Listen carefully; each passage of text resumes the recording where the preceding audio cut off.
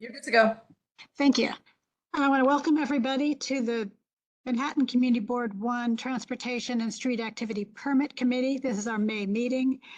We have fairly full agenda. I'm joined by Jess Coleman, my co-chair, as well as by in the office. So if you go into the chat, you're going to be reaching Onej James, who is a community associate, district associate, sorry. The agenda tonight, because we're waiting for the first person to come on, some login problems, and we'll go back to him soon. But let's talk about the extension of Path to Newark, since I don't know how long it's going to take.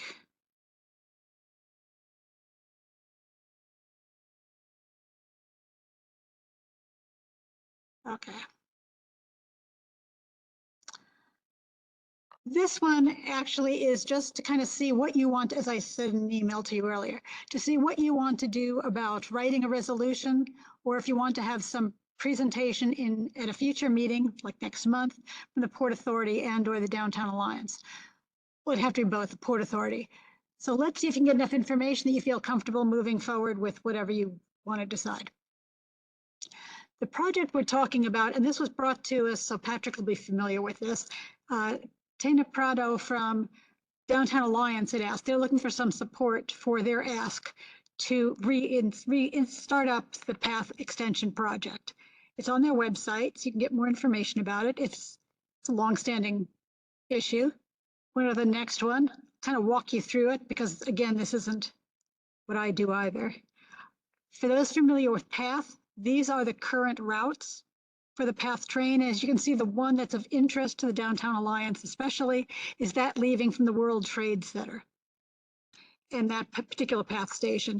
Right now, it ends at Newark Penn Station, as do the others, because they have to go via our line from the World Trade Center, but so they ultimately all end up or start at the same location, Newark Penn Station. If you go to the next one,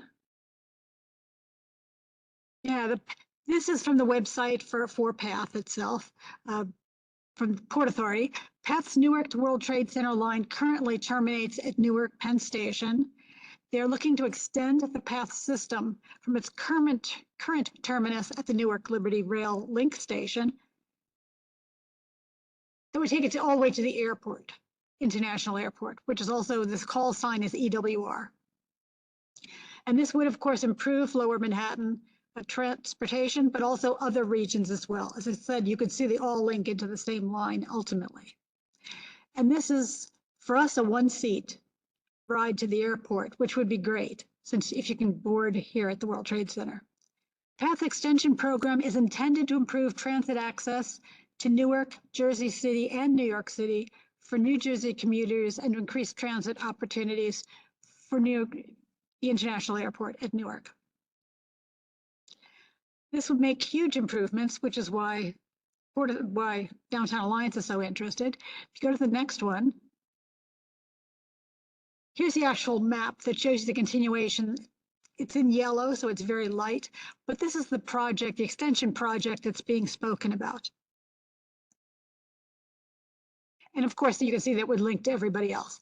This would extend the path by 2.4 miles from the Newark Penn Station to the Northeast Corridor Airport Station, which would create a single 36-minute ride between the World Trade Center and Newark Airport, which would be great for those of us in our district.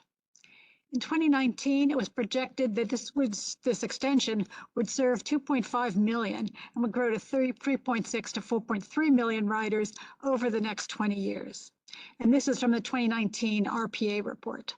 How much it may have been modified or not due to COVID, I don't know. I can only give you the numbers that I have. Go to the next slide. Yeah, this is a more complex picture, but it's really the same thing, showing all the linkage of all the routes and how it directly would go. There's also another project being talked about, and this is New Jersey Transit, that would link the South Jersey area around Elizabeth and this area between the river and the airport in New Jersey, but actually it's a separate project because it's really funded by would be funded by New Jersey Transit, and that one is going to be continuing on. And that's part of the issue here. If you go to the next one, see where this story goes. Yeah, in the 2019 report, the regional Why do I have problems with RPA's name? Anyway, RPA report on the path extension, they talked about we really need it for the continued economic growth of our area. And that's exactly what the Downtown Alliance is saying. We are the only international financial center that is not linked to an international airport, which is really pretty telling. That we should be the only in the world that's not. Next. And this is from the website for Downtown Alliance. There was a statement by them also talking about the importance and why we really need to reactivate the path extension, which was turned off by the Port Authority in March of this year. That's when it got side railed. Next.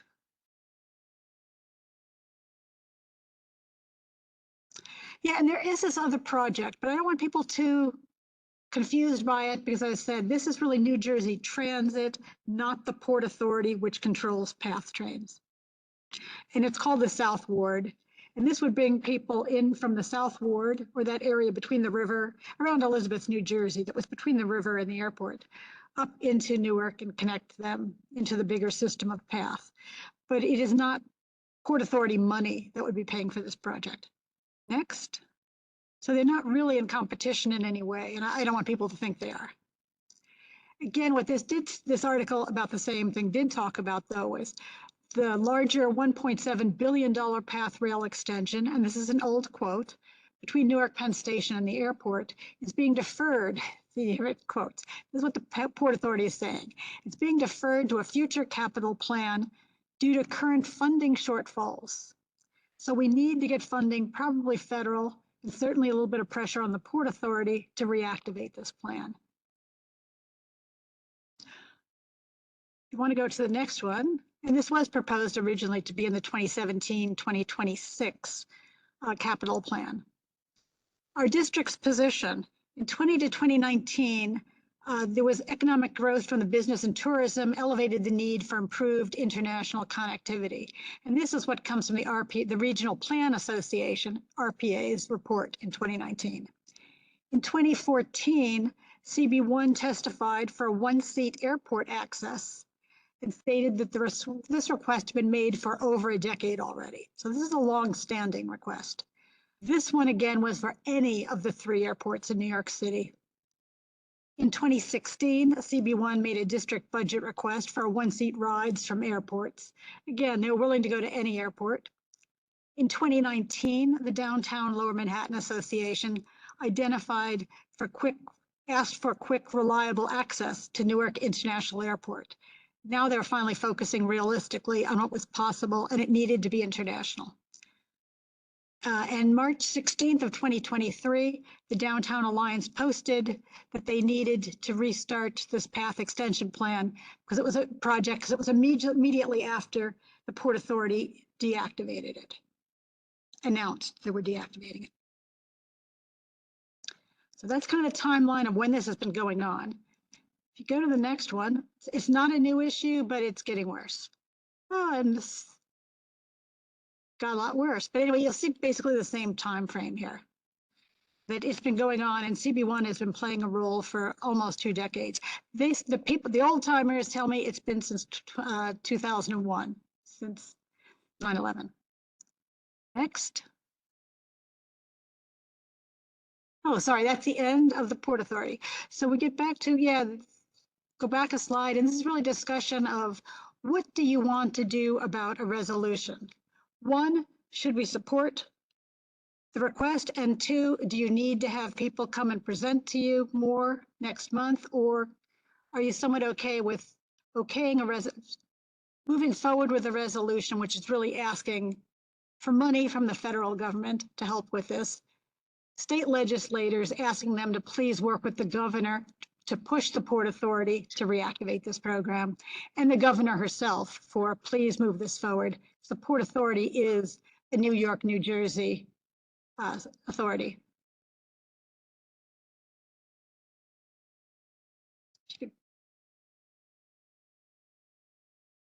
And Jess, your hand's up, so have you go first, then Eric.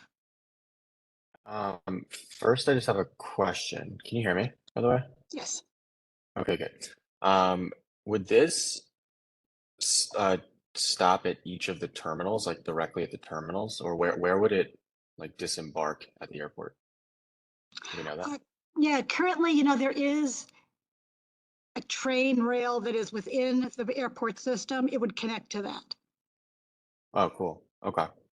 Um, if this is just like a funding issue, and it seems like it is, it's Yes. been going on for a long time, then I I think that a resolution from us just stating our position that we want this to be a priority um, is appropriate. I don't think we need to have any more information or be much more specific about it because it seems like this is just a funding issue at this point, a matter of Yeah, priority. So that's what the Port Authority is calling it. yeah, so I'd be fine with that. Great. And Eric, Um, then Patrick, then Mitch. uh, what's interesting here is that it looks like from looking at the aerial, the right of way is already there. That's always the Mhm. impediment to any rail extension. So the right of way exists. I don't know if Yes, it's wide enough, and so it's a funding issue. it is. Uh, I would I'd like to know what other concerns, unless it's purely funding. Is it any other right of way property acquisitions? No, it isn't. In fact, it was a news alert by the Port Authority at a meeting of their board of directors saying, we just lost enough money during COVID that we're going to suspend this until we have enough funding to move forward with it. It was all started. In fact, it was partially built and set up. Okay. Yeah, no, it's, Yeah, I mean, it's just not just, but it's an yeah, no. extension, which makes a lot of sense. Yeah, yeah, I would support a resolution as well. And I'm thinking about our Goldman, our Yes, congressperson. We need to let, and our yeah, two senators. yes, yes. Okay, yeah, I'd like to see a resolution as well. Thank you. Okay, great. Then Patrick, then Mitch. Thanks, Betty. Can you hear me? Yes, Yeah, I mean, what Eric and Jess have said, this is kind of a no-brainer, but more than just Goldman and Schumer and Gillibrand, I would make sure that we loop in um, our federal transportation officials too, who are in the throes of throwing around a lot of money from the infrastructure bills. This seems like a layup for them, for Secretary Buttigieg. And keep in mind, one of the assistant secretaries of the federal DOT is the former New York City DOT commissioner, who may be able to help us apply some pressure. If it's just a funding issue, and I can't foresee what other issues it is, again, it's just a layup for them. And this is more than just an economic development opportunity too. This is a great, equity of access issue for residents of all stripes for Lower Manhattan. And I think that's an important thing we might want to point out in our resolution as well, because people can't afford necessarily, an $80, $100 taxi to Newark necessarily. And this would be a great additional option for people of other means. yes, no question. And it also goes into, if you looked at links to the other lines, so Midtown also would be linked up as effectively as us. They would just have to change the path train they're on, Yeah, I mean, and the transfer, but that's all. I don't say you live on the Lower East Side. It's a quick, Mhm. e-ride. You can figure that out to get to World Trade. That's not hard. Yeah, no, So, there's a lot of transportation links to those two path lines. yeah, so definitely full support for a resolution now. Great, then let's have Mitch, then Cody, then Detta. Yes, I agree with the previous, men and women that have supported this. I don't need any more information. And just to allay something that Eric just had mentioned, Amtrak already goes on existing rails to Newark. They have a stop in Newark on existing rails, so there would be no, it wouldn't be like the LaGuardia Airport where they might have to, go over some property. That's one thing.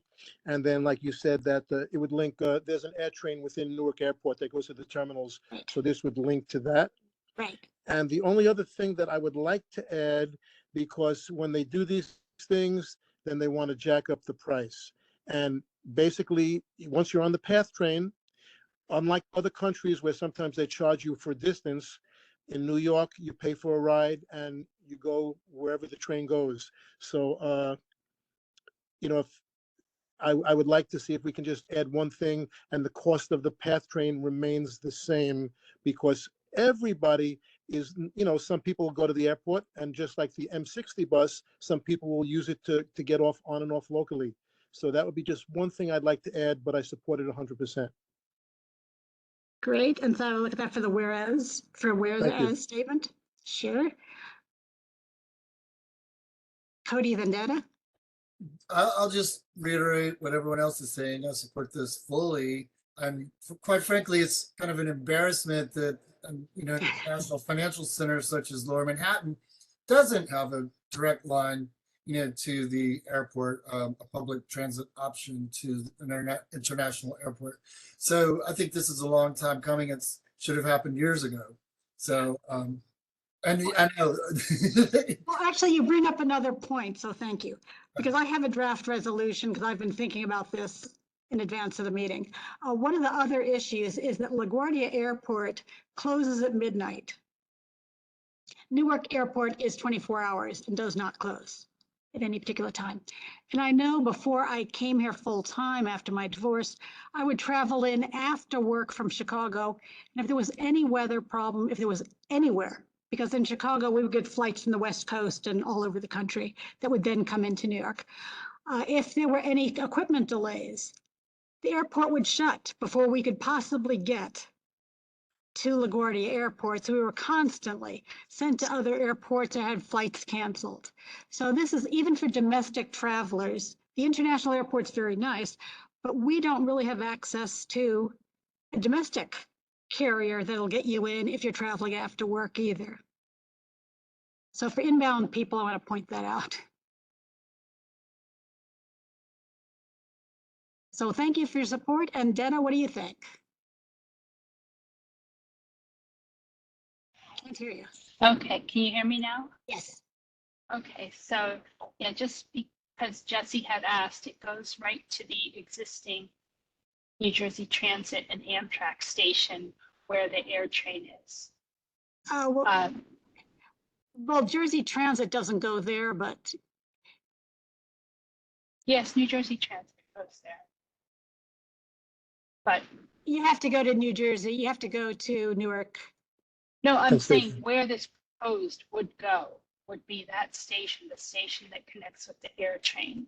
Because right now, if I want to take the path, I then in Newark have to transfer to New Jersey Transit, take that train just one stop, then get off, then get on the air train. So this would No, mean, actually, there's a link where you have to take a cab or something. oh, you have to even switch from Yes. in Newark from the one, right, Yes. that's right. So you're not even at the right Newark stop, and you have to go across town to the other one.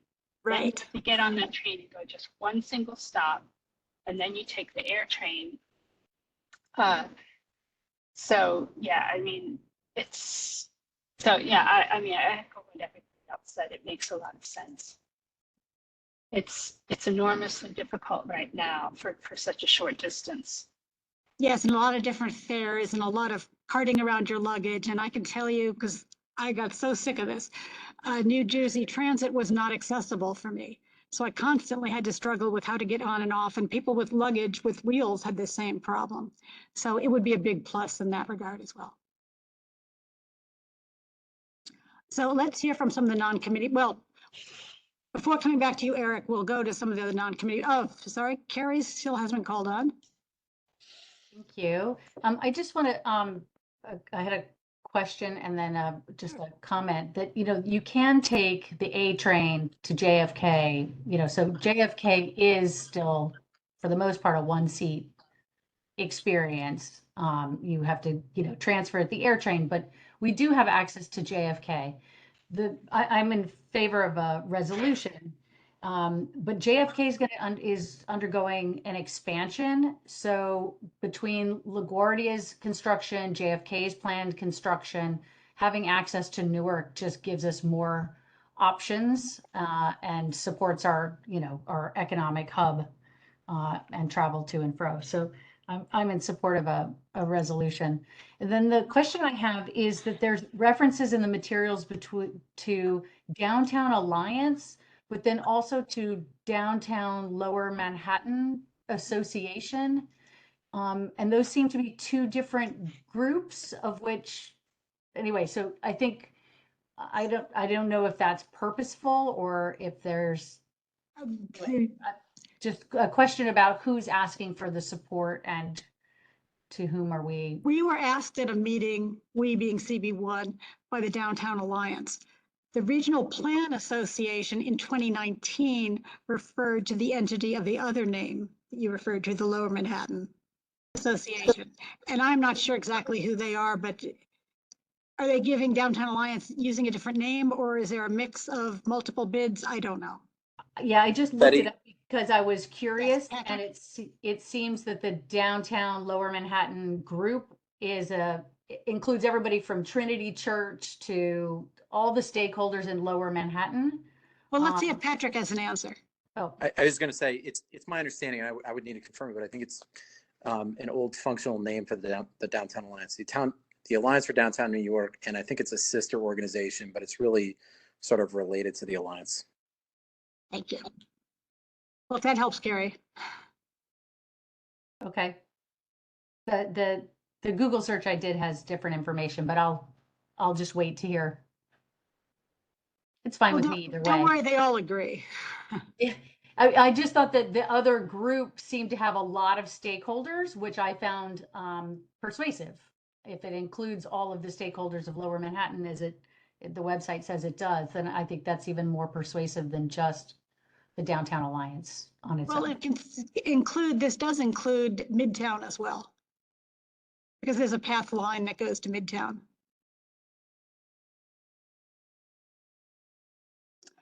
So thanks. Let's hear from Eric, and wait one more minute. We'll hear some of the other people who are not committee members. So Rosa, Justine, and Marianne. Thank you. Hi. I would support a resolution, and I would also request that they move on it as quickly as possible, because this is one of, as Patrick was saying, this is a shovel-ready project because it was actually in the works. And so it is a perfect candidate for federal infrastructural funding. And while the money is there and being allocated, I think that it's going to be harder in the future to get this level of financial support for infrastructural projects. And it seems like it was literally just custom made for this: transportation, infrastructure, connectivity, all of it, and very large scale. And I think that we know recently, I believe it was in the news, that tourism is right back up. It's incredibly convenient for our community, for sure, but also for business. They are upgrading all of the airports, and so it seems crazy that with the immense amount of investment going into our airports, that the connection to and from the city to the airports themselves isn't upgraded as well, or at least directly connected. So in strong support. Thank you. Thank you, and thanks. And this would be the first accessible one for me, so that's just another thing as well, because the other lines, the subways don't work for me. But anyway, Justine, Marianne, and then Eric. Thanks so much. Thanks, Betty, for bringing this up. I think it's a great idea. I'm not going to talk long. I just 100% behind it. And I love what Mitch said. I love what you're saying about accessibility and what the other folks are saying about the need, because it's there. This would be great. Thank you. Yeah. Marianne? Hi, I put in the chat a link to the Lower Manhattan Association, which actually was started by David Rockefeller in 1958. And that group supported bringing in a bid when business improvement districts were first happening in the city. And the name of our BID is the Downtown Alliance, which started, I believe, in the late 80s or 90s. As far as the transportation, the trip to Kennedy Airport is a lot longer than the trip to Newark, but it is, one train and then the air train. The trip to Newark, unless it's changed in very recent years, I have gone by taking PATH and then one stop on New Jersey Transit and then right onto the air train. I was never able to do that. Yeah, but there was mention before of needing a cab or something, but Yes. I didn't have to unless, unless it's changed or one way or the other. I can't tell you what, I haven't used that in like the last two years maybe, but that's how it used to be. It still is like that. Okay, good. And you can All right. also, there's also the train, and for even cheaper, you can even take, there's a local bus that that stops outside of the Penn Station that goes to the airport. But that a lot of the work is at the airport. Take. Okay, let's let everybody wait till you're recognized before you speak. I'm finished. Thank you. And who else is? Oh, Eric, please. Yes, if we are going to have a motion, then we should also get the other community boards, the ones that have path stations, to do the same. So we shouldn't. So the more people that support this, or groups, it's the better. Yes, well, I can reach out to CB4 later if we have a past one and have them take a look at it. Because they would be other ones most directly affected because they have the other end of a path line.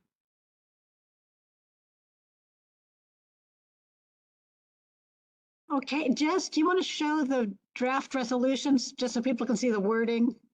And keep in mind, Sure. thanks, just for the therefore be it resolved part, so people can see closer to what they're voting on.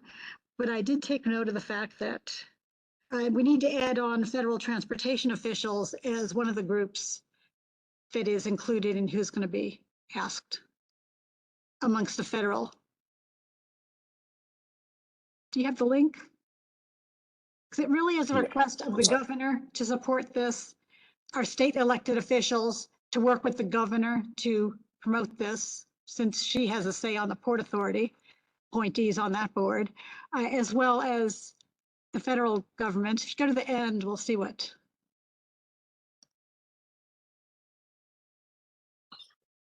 Yeah, again, it's the governor to work with the New York, New Jersey Port Authority to get it reactivated. Our elected officials in the state to work with the governor to make sure to reinforce the request to work with the Port Authority, and our Congressman Dan Goldman and Senators Chuck Schumer and Senator Kirsten Gillibrand, as well as we'll add the federal transportation officials to help identify and secure federal funds that could be used for the project.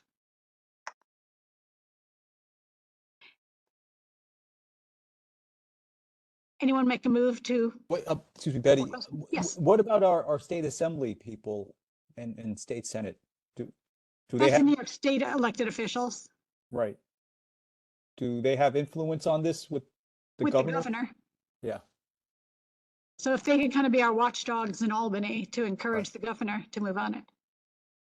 Betty, you said you By would. encouraging her, they don't need to write legislation for it. Yes, Mitch? You said that you would add the whereas about whatever wording you want, that the price of the PATH train would remain the same regardless of the stop. Not increased due to the fact that it now goes to the airport. Yes, however you want to put it. I just wanted to. Yeah, no, that I said that'll go into the whereas statement. Thank you so much. Sure, no problem. Call I the agree. question.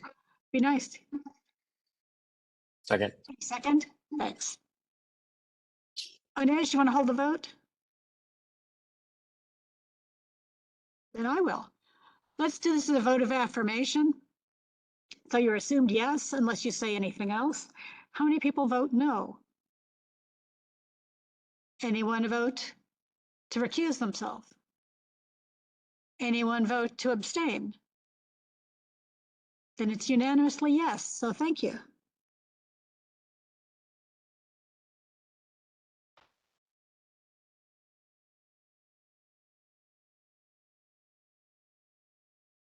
Where should we go next, Betty? I'm looking to see if Bemis is here. Okay. Yes, Because he would be the Aurora presenter. Tourism Services. Yes, I'm here. Yes. Oh, wonderful. So you're ready to present? I Yes. apologize, I didn't see your name. Okay, then let me start with a little bit of an introduction because you told me you weren't going to have any slides. I'll give them this is what was told to me by the DOT, the people who handle the bus stop requests. And then I'll let Mr. Amis continue on and give you the details about his company. This is a bus stop request across from 100 Broadway. And it's Mr. Amis, is it Jaged? Yes. Oh, thank you. And this is Aurora Tourism Services, but they do business as New York Iconic Cruises, which you're going to see in the photo of a bus from them. Let's move on to the next, and you can see some details. Next slide. Here's a photo of what the bus looks like that you'll be seeing. Next, this is the bus stop. It is across from 100 Broadway. It is north of Trinity Church. It is on the west side of the street, and it is along a bus lane. So it is really, there are no parking spaces there. There is nothing of that sort. Go to the next. To get some of the information I was told. The assigned stop is a non-MTA buses and is located on the west side of Broadway, north of Trinity Church, across from 100 Broadway. The only other company with DOT permission to use this stop is Gray Line New York Tours, and they are currently not running service. The applicant, when they do run service, they stop about every 15 to 20 minutes though. The applicant is requesting 4 daily trips, Monday through Sunday, so it is daily service. One of them is at 8 a.m., one at 10 a.m., one at 4 p.m., and one at 6 p.m. They will be dropping off and picking up passengers at those stops. And the current bus stop length at the proposed bus stop location, I was told, does not allow for another bus company to be added. So the most that could happen is that the Gray Line reactivates their business again, but no other company could be added unless Gray Line moves away from using that stop. That's all I know. So, Mr. Jaged, if you'd like to speak and talk about your company. Yes, thank you so much for this opportunity. My name is Oluwabamiche Jegede. I'm an immigrant from Nigeria, and I have been doing tourism business for quite 15 years already. We have started a company here in New York since 7 years ago, and we have made a lot of progress as a minority-owned business, and we have attempted to have bus stops. We've been on this since before the pandemic, since 2019. We have received support from people. At the same time, we've received a lot of victimization and opposition from a lot of people, especially big companies that don't want a kind of competition. They don't want any new company in the industry to emerge. But we have recorded our best progress so far this late last year till now. We have applied for this bus stop since November, and consideration has been put onto it by DOT and approved by DOT, only to be forwarded to CB1 since last year. But we are fortunate that we are called upon this time to present to you our plans of operation and intention. We are a civil company, and we do our best to abide by rules and regulations across board, including DOT. And this particular space that we are applying for is an already approved bus stop by the DOT to Gray Line. And Gray Line has been out of business since before pandemic. They have not returned. We would really wish that we have this bus stop so that we could transport people across city. We are operating other bus. We have been approved for other bus stops already.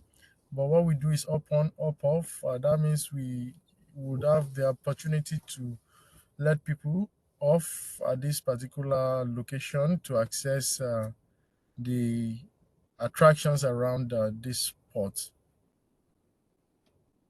Thank you. Yeah, thank you. Let's get some questions. I see some hands up. So Patrick. And Thanks, then we'll Betty. go to Marianne. I have a few questions, if I can just sort of ask them, I Sure. guess. First of all, sir, thanks for coming. You said you have support from a lot of people. You were a little vague in that. Who are the people who support you? What did you mean by that? Can you be more specific? What I mean by that is that I'm referring to the fact that we've had a lot of opposition that are not to us natural because we are a minority-owned company and etc. We've been treated very unfairly. Like if I want to begin, this application has been on since we've attempted to have bus stop since 2019. It's for instance, in 2019, we applied for about 20 bus stops, and we were denied all of the 20 bus stops without any alternative. And we understand that other people have applied after then that even had several bus stops, but they only gave them more. While we were not even offered one out of 20, we were denied all. So we began the reapplication after the pandemic, and specifically we made those applications last year, about November, and we have received support. What I mean by support is that some people have treated us fairly, not with any favor, but fairly, while others, especially practitioners in this particular sector, have actually unfairly treated us, not only unfairness in treatment, but victimization, as I would have it. I want to put it at that. All right. I'm not quite sure that answers the question, but okay. Let me ask you this. So, all right. If it doesn't answer it, people are free to sue if they wish. We have a lawsuit that I don't want to talk about, but beyond that, we have been victimized since we've started this business by a particular company who went all the way to assault physically assault my associate 2 days ago. The police has that record. That's what I mean. So that we need. Part of your only question was who supports you. You said so, it's okay. You know what? I'm going to my next question. What I mean by who supports me are the people who treat us fairly. That's what I mean by support. In contrast to people who go out of their way to victimize us. Okay. In terms of the operations, it looks like a hop-on, hop-off bus, right? Yes, sir. So, in addition to the stop, does the bus have a route throughout Lower Manhattan for sightseeing that you intend the bus to take? And if so, what is that route? The route is almost same because it is the same attraction for all tourists. It's almost same as the other companies because people want to pass through from the all through to from Trinity Church all the way back at Battery Place back to Times Square via West Side Highway. Okay. That's the connection of this particular place. I got you. And the last question is, from your conversations with the DOT or otherwise, have you considered other locations for the stop itself? For example, on Trinity Place, literally the other side of Trinity Church from the graveyard. Yes, sir. On applications to the DOT, it's when I said we were denied 20 bus stop in 2019, that meant that we applied for 100 places. Yes. On each application, you have to provide 4 alternatives. So DOT has the discretion to choose one from these 5, where their feasibility tells them that it's best, and where they can approve for you. So on this particular application, 5 places were chosen, and this is the very one that the DOT deems approvable. Okay. I'll just say, without having seen the application itself, that information is hard to understand, but thanks for trying to answer my questions. Thank you. No, Patrick, we've had the same issue with some other companies that have come to us before, and it is up to the company, as they said, to suggest places, but that doesn't mean the DOT is going to authorize them, because they often turn them down. Yeah. I'll hold my thoughts on the issue. So let's have Eric, since he's on the committee. Yes. So the bus, when it makes a stop, how long does it dwell? What's the dwell time for the bus? It's because we would pick people from majorly Times Square, and we have a bus stop in Chinatown.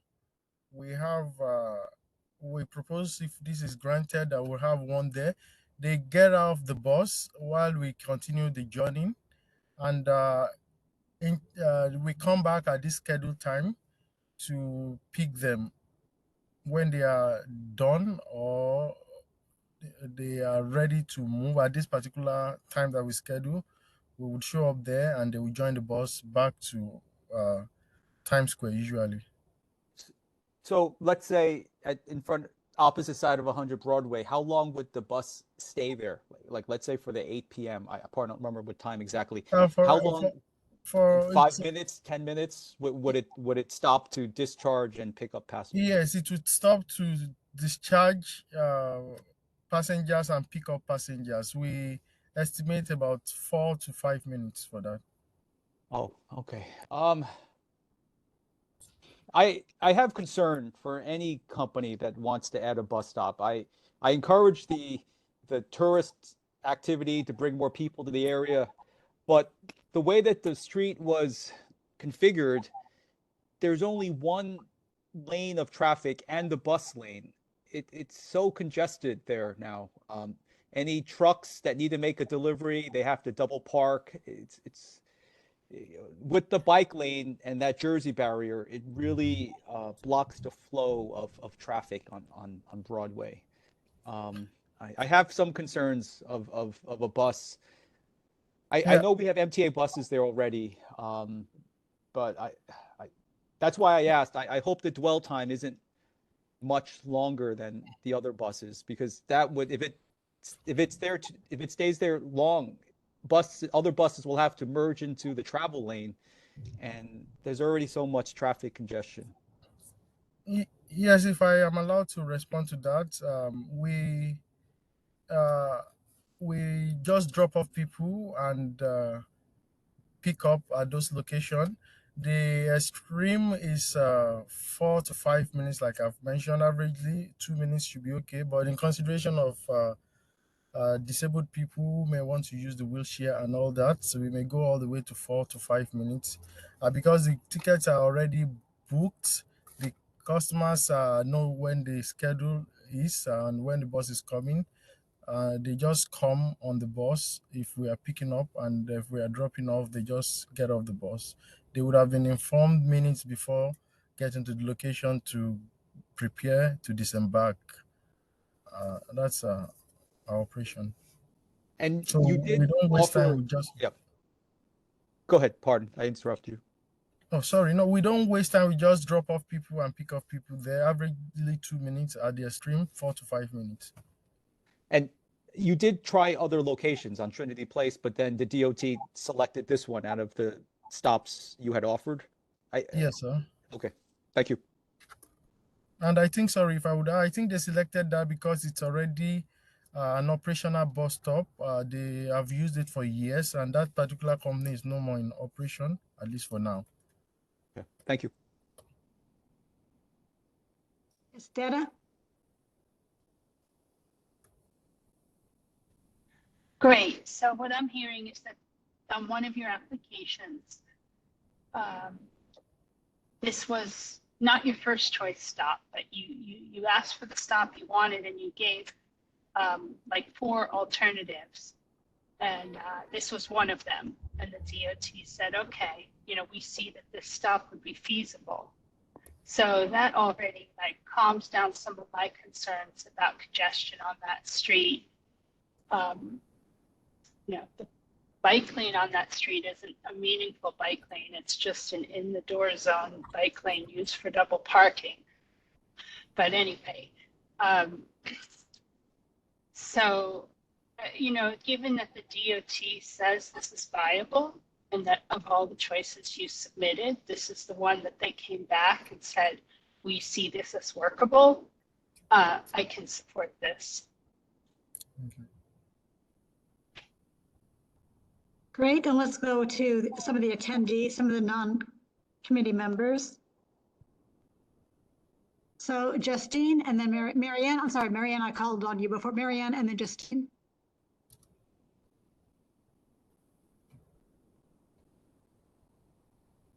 Am I unmuted? Good. Bamis, tell me about the bus. What size is it? Our buses are 38.5 feet. They are shorter than some school buses, and they are a lot shorter than the MTA buses. We use what is called Gillick buses. You can see the sizes on the internet. They are 38.5 feet, and the city, I think, allows up to 45 feet, but we use 38.5 feet buses. I'm sorry, did you say they were larger than an MTA bus? No, they are not as large as MTA buses. Okay, and are they double decker? Yes, they are double deckers. Double decker.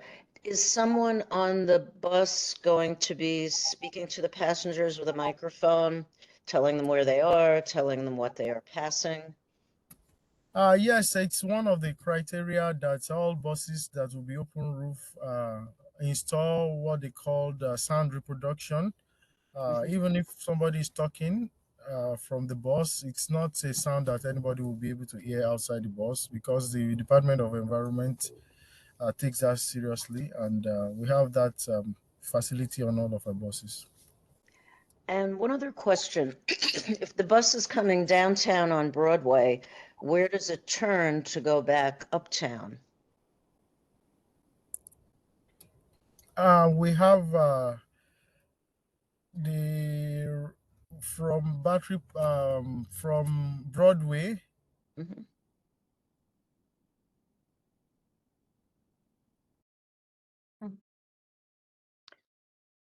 So at the bottom of Broadway, oh, I think he's frozen. Yes, he I'm started thinking West Street. Yeah, I think I heard earlier a mention of West Street. Yes, he did. So perhaps it goes down to Battery Place, makes the turn around the bottom of the island and goes up west. But yeah, he just spoke about Battery Place too, so He was that starting. seems to be on west. his mind. Yes. Okay. Okay. That's all. Fine, thanks. And Justine, you can speak when he gets Back, back on. yeah. Are you there, sir? Let me see if he's coming back. It's showing a little error message. Showing an Next error? Yeah. Well, my Next- question next. was going to be what did, and maybe I missed it, but I don't think I did. What kind of bus is it? It's diesel, electric, do we know? He did not say. Yeah, so that was my question, to ask that question. And then to ask where they're planning to lay over, if there's going to be a layover. They don't really have a layover because they do have a route. And in fact, I happen to know about Midtown only because when I was searching this, I came up with a resolution from CB5 that was passed 2 months ago about a bus stop that was requested in the 5th district. So Okay, they're and also putting together the Midtown route as well. And for the same company? He said they have 20, when I spoke with him, they don't have a whole lot of vehicles. And given what he was saying just now, to them, their routing is Midtown and downtown. Hence, the number of stops downtown is really just the one. And then they're gonna go back up Midtown and then it'll take 2 hours, they figure, to come back down. That looks like their schedule every 2 hours. Right, that's what he'd said before, was that he was talking about taking West Street back to Midtown and around. The loop that everybody does is what he said. I'm sorry, he disappeared. All right, well, those were my questions. I'll stop talking right now until he comes back or whatever, but those were my questions. Thank you. Yeah, thank you. Well, are there any concerns? I want to hear from committee members about a resolution, which we need to have, but Patrick, I'll let you start. Thanks, Betty. So I share Eric's concerns, and even more than that, I'm a hard no on this unless and until the DOT comes up with a meaningful plan to address congestion, pedestrian and otherwise, in Lower Manhattan and the financial district. It's a bad idea to really start adding in congestion, particularly in that corridor, when they haven't considered any other alternatives. And if it's the DOT's view that that is the best among all the possible alternatives without explanation, it just kind of boggles the mind as to how the community is supposed to accept this more or less piecemeal when there's been absolutely no plan by the DOT to address longstanding problems that this community board has highlighted left and right about pedestrian mobility problems, bike mobility problems, and even other motorists problems, and then just plop this right in there and add to the congestion when it sounds like we may have gotten a little bit of relief out of the gray line situation, but unless and until there's a plan, I just think it's a bad idea. And so I'm a firm no on that. Thanks. Sure, Jess and then Detta. Yeah, I just want to respond to that. I mean, I hear all the concerns about congestion, but as I see it, there is a plan for congestion, Lower Manhattan, and its congestion pricing. And it seems to me unfair to for a small business to bear the brunt of the congestion problems, and they are providing a public service. I mean, the people who need to bear the brunt of the congestion problem are the private vehicles that are causing it. So I think it would be unfair to place all the issues of congestion in Lower Manhattan on a small business like this. There are plans to address congestion, and we've talked about those a lot, but I don't think this is the place to bear the brunt of that issue. Just putting that out there. And Detta? Oh, sorry, I was unmuted. Sorry, guys. I mean, tourism is just so vital for the economy, and I would so much rather tourists be coming on a bus than taking an Uber or driving a car or getting a ride, which would cause just so much congestion. And bus is one of the best ways to move people. Per person, the congestion it's causing is so much smaller than people using private cars. And yeah, I mean, I like what Jesse said. This is a small business. Sounds like they've really tried for a lot of different stops, and that they finally have one that the DOT, it's not even their first choice, right? It's their third choice out of 5 for one option and the DOT finally said, okay, this will work. So yeah, I would want to support small business, and I would want to support tourists coming to the neighborhood on a bus rather than some other method like rideshare. And I think tourism is part of the economic recovery also that the downtown and all of Manhattan needs.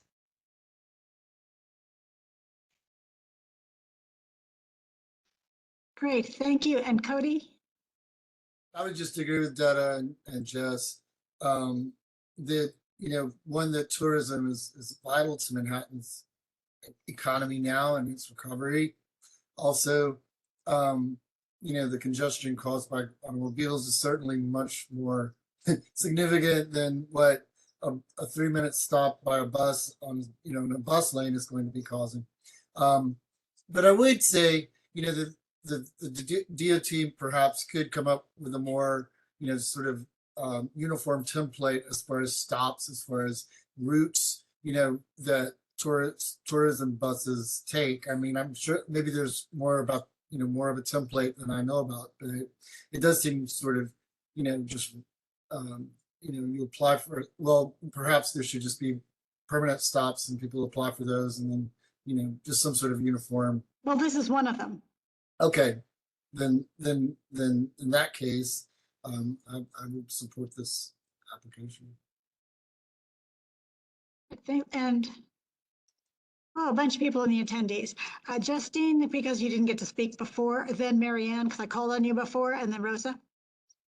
So much. I don't know if the gentleman came back yet, but maybe he's the call-in user, but I just can't see.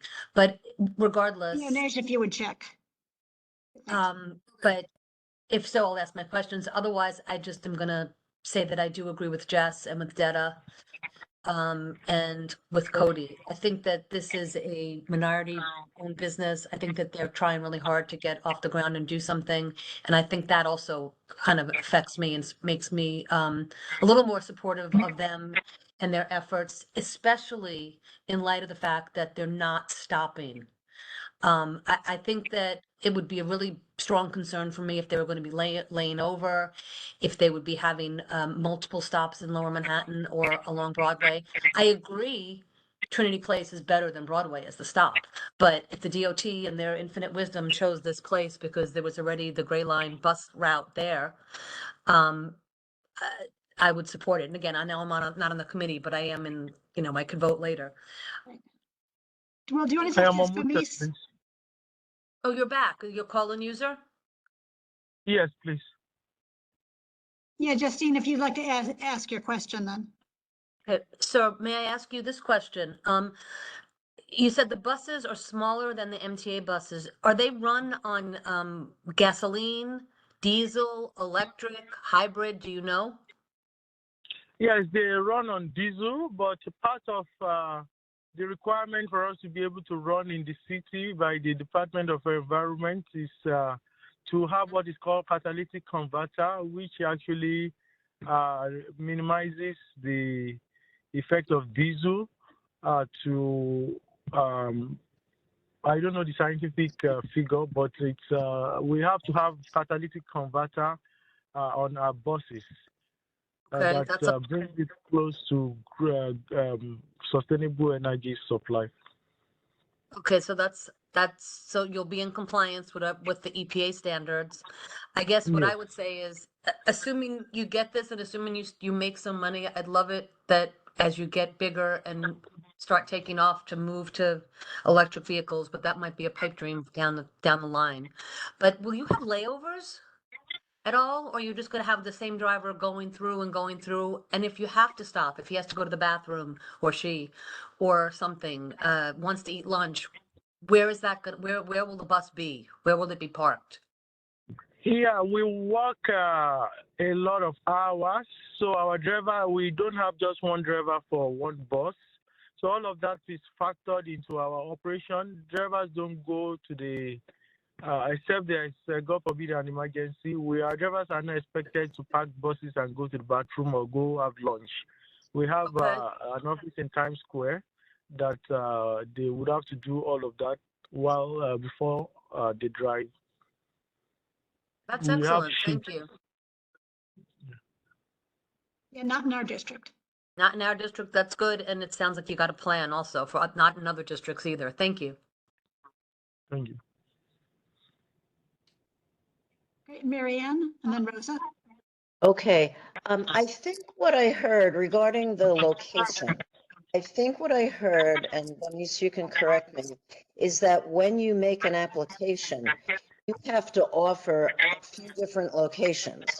And then the Department of Transportation chooses which one they want to give you for a stop. Is that correct?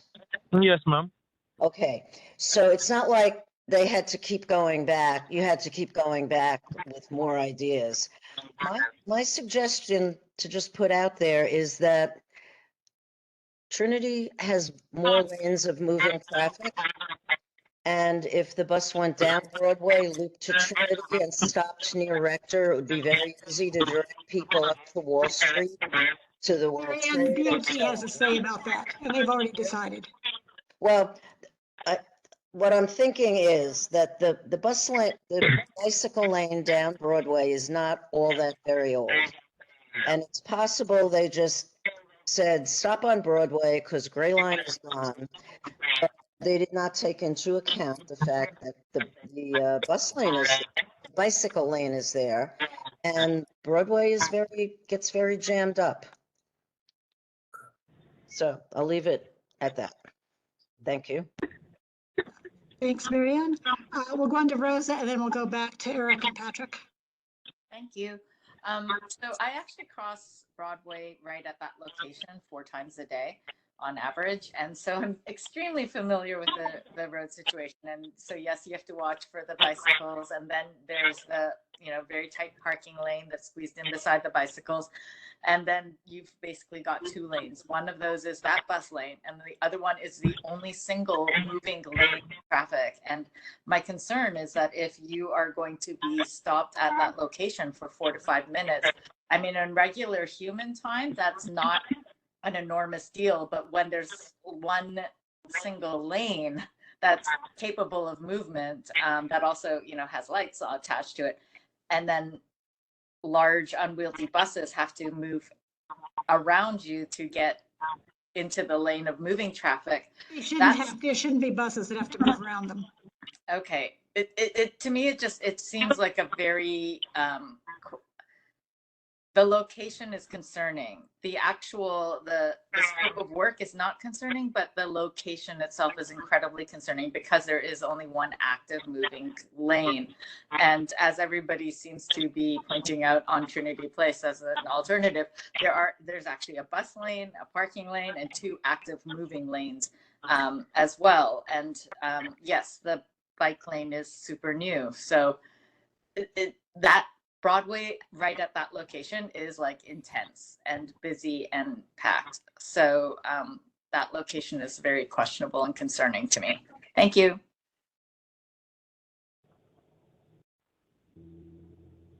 And Patrick and Eric? Yes. Please feel free to speak. Am I to respond, please? Yeah, you're able to, yes. No, I was just going to say that Gray Line has been using that location for many years. Our kind of operation is not is the same as Gray Line, and it's not what actually obstruct. I just put 4 to 5 minutes as a maximum possibility of time that we could spend, in consideration that people may want to disembark using wheelchair accessible and all that. But ordinarily, if we would disembark people, they are already waiting to get on the bus. We will not rush them, but even if we are not rushing them, it's not going to be more than 100 seconds or 120 seconds to get them seated. And Big Bus has the bus stop close to this particular area as well. And I don't think they have. I don't know, but I think with what I physically see, they have operated there without issues or delay for other buses. And so do we want to do as well. Yes, no, you are correct. There are 2 bus stops down at the south end on the other side of Trinity Church. One of them an MTA stop for buses. The other one, another tourist bus stop, which has 3 buses that are assigned to that particular bus stop. That's why I said I don't see the MTA bus being much in conflict with this particular stop because they're already dealing with being near Rector Place with the other tourist bus stop.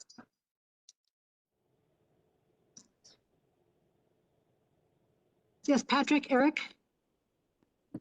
Thanks, Betty. So just regarding the specific location, just because Gray Line had been granted the right to use it many years ago and had been using it for many years doesn't make it the right location right now in 2023. I mean, again, the neighborhood has completely changed in the last 20 years. And that was really the point I was getting at earlier, not the broader congestion pricing type of issue, but really about what is DOT doing holistically to look at pedestrian mobility throughout the financial district. But we keep hearing about alternatives and the application. We've never seen the application. I don't know DOT's position. I don't know what DOT put in writing or has said to the applicant one way or another. We just haven't seen anything in terms of an application one way or another. And it really makes me uneasy to say, yes, we agree that this must be the great location because DOT said so. And we've not seen a single letter from DOT. We've not seen a single application page. So I just don't know how we could go forward with that. But that's my additional thought. Thank you, Eric.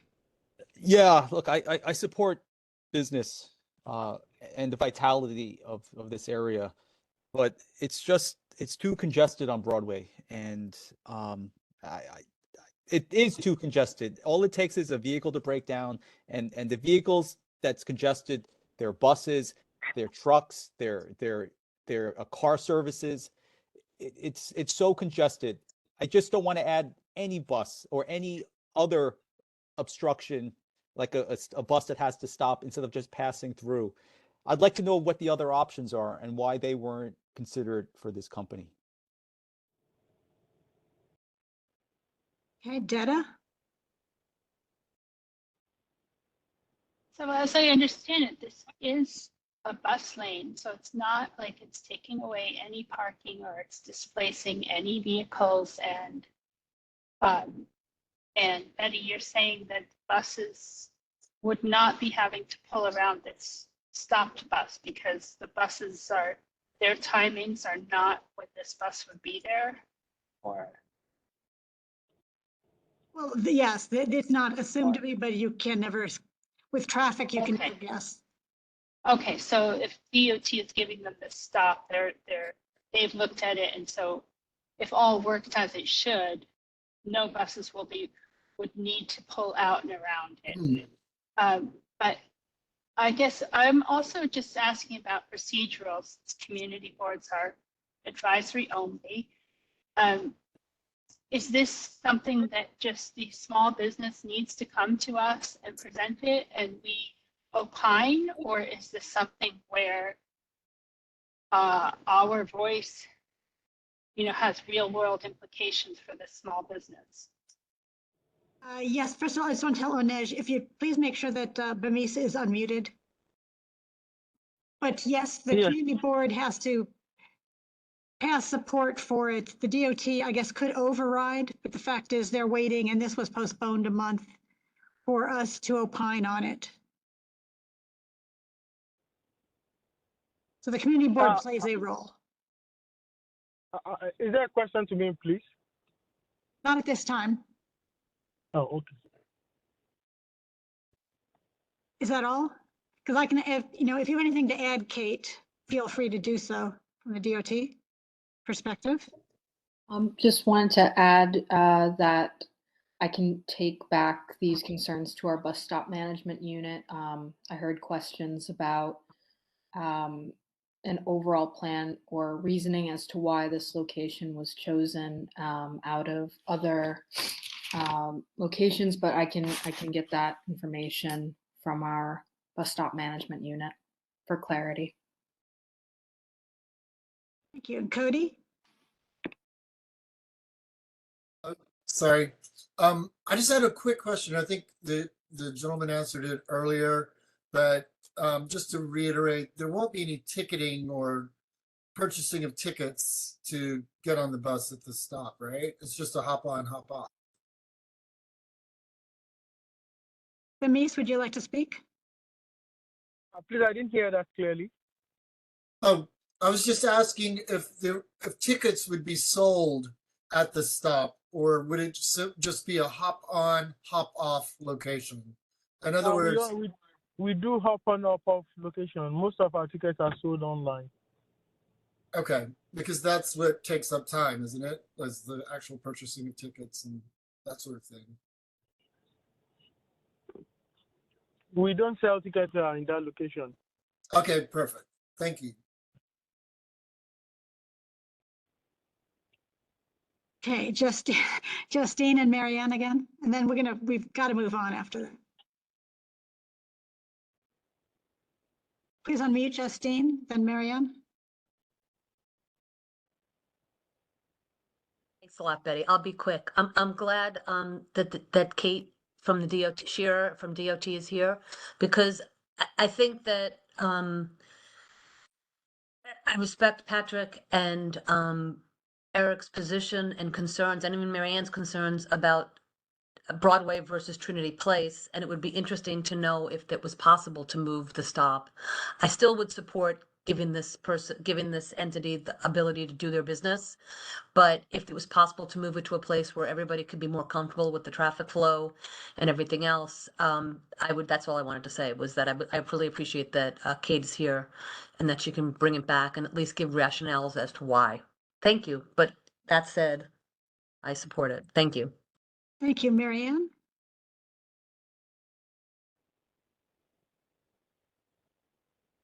Is she still muted? Yes. Okay. Yes. Yeah, I do support the bus because it's good for tourism. It's the location I'm more worried about. I have a question for, is it Kate from DOT? Yes. I notice online that Gray Line is still selling tickets to bring tourists to the financial district and to the World Trade Center. So I wonder if they've gone to other stops, if that's something that's known or could be found out. And thank you. Yes. Thank you for the question. I'm not sure if they are at other stops, but that's something I can certainly check. Yes, they have a Midtown route, just as. Again, Midtown tourism has come back to pre-COVID levels a while ago. So those tourist routes have been activated earlier than ours down here. I know that from Midtown people. Okay, Jess, do you have the draft resolution, which is very rough, but nevertheless, at least has the therefore be it resolved. Because I think there's a call to add to that, which a lot of this is just the technical stuff. How many stops, where's the location, those kinds of things. Can it be enlarged a little bit? My eyes are bad. Thank you. At this point, I'm assuming support, and we can move on it later. But even with the support, it is as long as the sidewalk crowding does not become a source of common complaints, and that the buses vacate the space so that traffic backup on Broadway does not result or worsen. And I think if there's a further be it resolved that it would be a request there to ask the DOT to please reconsider and please consider an alternative spot on Trinity Place in place of this. Any comments relative to that? So I think that seems to capture the biggest concerns that I heard and expected. Call the question. A second? Nobody seconds? Second. I'll second. Okay. We all second. Okay. This will be an affirmation vote. Any no's? Canal, no. You vote no. Okay. Any abstains? Any recusals, which there shouldn't be? Then everyone else is assumed to be a yes, and so this would pass. Thank you, and I'll work. Again, you'll get to see it at full board where it needs to pass again, but I'll try to incorporate those things not only in the therefore be it resolved, but also within the whereas statements. So the DOT sees the concern about any reconsidering an alternative site. And so thank you, Mr. Bamis. Thank you very much. Yes. Have a nice Thank you for coming. Bye. Thank you.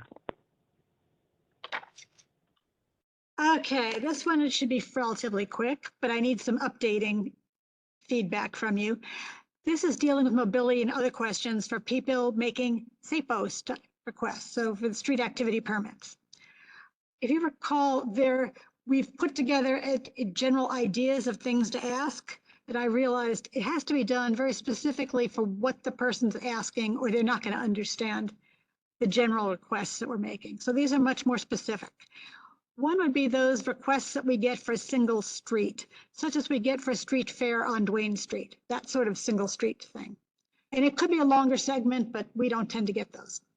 Anyway, how the applicant would encourage, and this is the information we would want coming to committee. How the applicant would encourage and provide information about mass transportation options, including subway, bus, path, train, ferry, Staten Island ferry, city bike locations that are the closest or a short walk to where they're located. The suggested locations where participants using for-hire or private vehicles could be dropped off and picked up. Any parking information, including secure parking for privately owned bikes and e-scooters.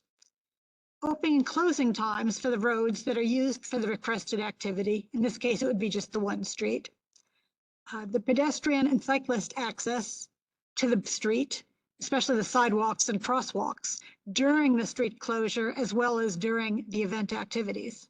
Because again, event activities don't take up the full time that they close the street because of setup and cleanup. The plan for notifying the block residents and businesses in advance of the permitted events. Plans for posting notification signs about the pending closure and activity, as well as a contact for inquiries for the public could use in advance and during the event.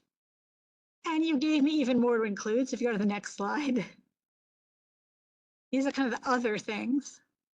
Other issues, I'd heard that you want bathroom access information, including the location, signage to direct participants, and the available facilities, the number of toilets, the accessibility, the changing tables, gender designation, things just so we have an idea of what they thought about.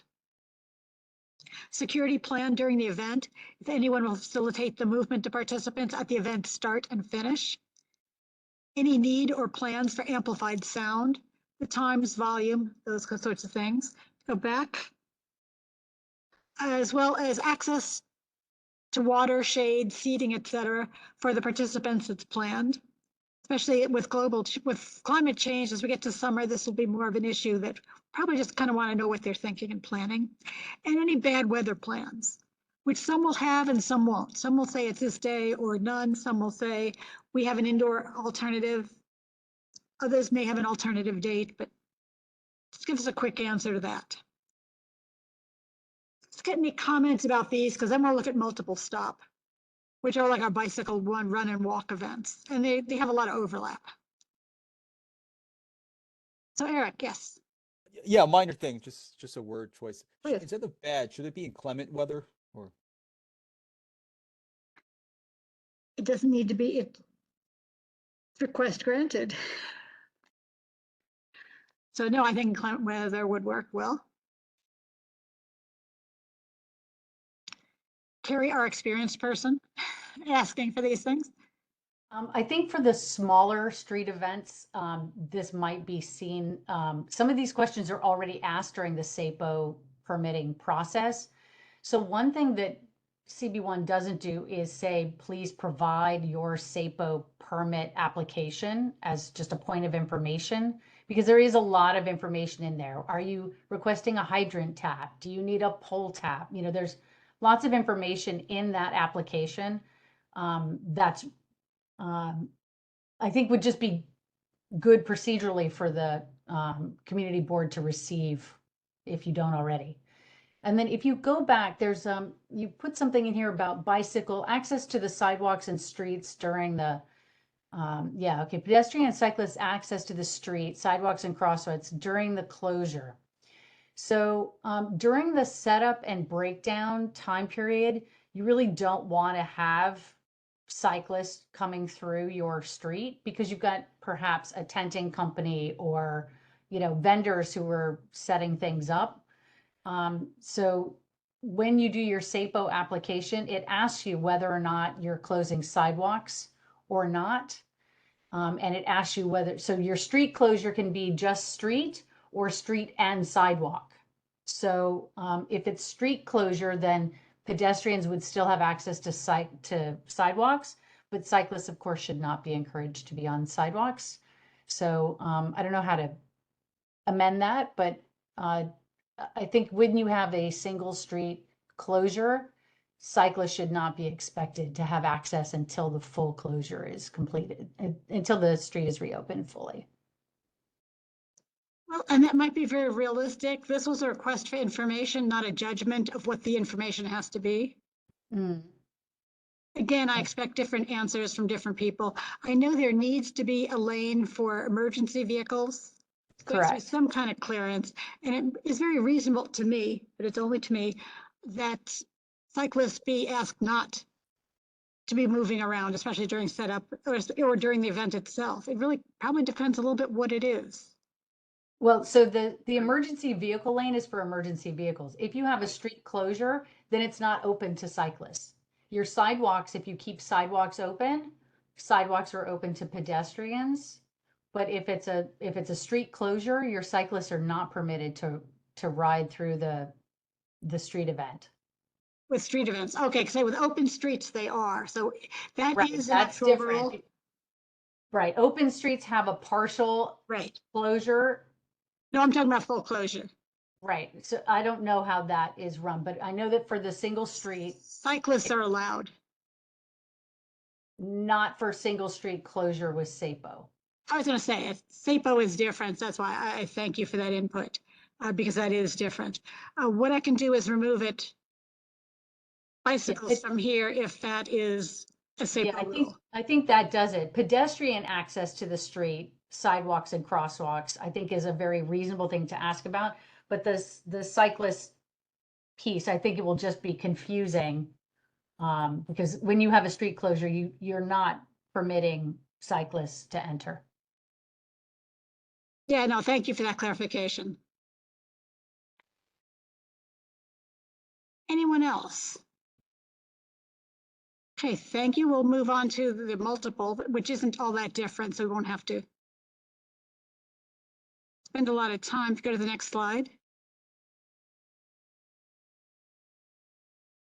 Yeah, these are for the walks, the runs, the bicycle events. We get a lot of these as well, and they're a little bit different. Because again, we have kind of a transient crowd. The participants are moving and they're just out of there for a while. So the demands of what's needed for the participants is actually quite different. Potentially some demands at the start or finish, but not if it's a passing through the district. So this again is asking a lot of the same questions. Are they giving the information about mass transit to the starting point, which is usually in our district? The suggested locations where participants use for hire, so the same questions. Opening and closing times to the roads, because that's been an issue with things like the Wall Street Run, or any of those, because now you can have rolling openings and closings of the various roads, because a lot of roads are affected by the walk or run. The plan for the start and finish lines describe the full extent of the location. And in some cases, we don't have both, so they wouldn't need to talk about both. Whatever is in our district, we don't care about the rest. Pedestrian and cyclist access to the street, which I'm going to guess there isn't going to be any. Especially the sidewalks and the crosswalks. And again, cyclists can probably be knocked off of this as well. So note to self, I will do that. How and where pedestrians will be able to cross the closed streets during the activity. Again, I don't expect that to be viable. I mean, who crosses during a parade? Why should they cross during a race? Nevertheless, this question has been asked at Community Board 1 meeting. So I want some input on, does it really belong there or should that also be taken out? The plan for notifying the route residents, businesses, and schools in advance of the permitted event. The plan for posting notification signs. And again, as Carrie said, it might come on the application, but we don't get the applications. And I think then the continuation questions are kind of the same as the others that were on for the single street. The bathroom access, again, no, stop. Yeah, again, only if we're at the start or finish line, and they don't need to be at both if they're both in our district. But asking some of these questions, access to water and other services that are planned for the participants, security plan, any kind of need or plans for amplified sound, and any kind of inclement weather. So that change I'll put in as well. Carrie, your comments? I guess I have a procedural question. So you don't get a copy of we don't get a copy of the SAPO application. So what about a site plan? Most of these things should be indicated on the site plan that is required by SAPO. So for example, you have to show the 15-foot emergency closure lane. You need to show, if there's a city bike station on Duane Street, for example, that needs to be indicated on the site plan. Do you get the site plan as part of the process? I have never gotten them, but let me ask Onesh, have you ever heard anything from SAPO about any of their paperwork? No. So I will take that to, we should be asking for it. We can certainly ask the applicant but we should be able to get it from SAPO directly on asking, but not always. As I said, when I asked the DOT for the application for the bus stop, I did not get it, but they gave me a lot of information. So I guess So every agency is different. I'm sorry, Betty. My procedural question is, I mean, I know Friends of Duane Park came in because it's just good practice, and I believe in the community board having a view and a say, so that's why I'm here. But is it not required to have a CB1 resolution in support of your street closure? I don't really know the answer to that. Well, it can't be required simply because there are some walks and runs that have taken place where there has not been a resolution. CB1 chose not to talk about the American Heart Association run walk, and they chose not to opine on the 9/11 museum and walk and run that went on. So it's obviously not completely required. And is that because there's a history of those events already taking place and only new ones? I mean, does this group have a view? Should we require new events to come through? Or is that the resolution we would want, or is that? We don't need a resolution. This is simply putting together what questions to ask so we can get things out to the applicants before they come to the committee meeting, so we kind of can tell them in advance what we want to hear from them. But if they're not required to come, then they wouldn't. Oh, SAPO wants them to come. If they don't come or are willing to come, I would think that's problematic. There can be problems, as I said, with these two runs that were recent, where the community board opted not, they did come and the community board opted not to do anything about it. They weren't happy about the routes. So they chose not to have a resolution. I see. So the hoped for scenario from SAPO's point of view is that applicants to SAPO come to the community board, get a resolution of support, bring that back to SAPO so that SAPO can do its job. Yes. Okay. That's what they would view as the ideal. Detta, then Cody. I think you mentioned that no one would want to cross during a race. But if it's a very long race where it's going to be taking a road for a very long time, you might want to plan for facilitating people to cross at the crosswalks. Well, keep in mind, I don't know how much the crosswalk really matters when you're talking about moving people. On the other hand, even if it takes place for a while, the 5-borough bike tour isn't in our district for very long. Others, like these walk runs that are completely within our district, they're within our district, but they don't stay crossing any particular intersection for long, long periods of time. Or there are natural breaks in the participants. Okay. I'm sure people just cross. Yeah, because I mean, I know the 5-borough bike tour, like in northern Manhattan, once it's already gotten spread out, it's they have to hold up the bikes at certain points to let people cross, non-participants cross. But if you're saying that's not an issue for the events that happen at CB1, that's fine. Well, so it's a matter of asking them what the plan is, because they all know better than I do.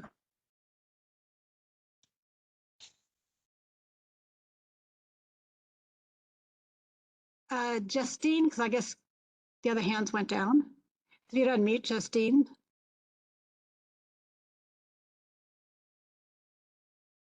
Sorry about that, Justine.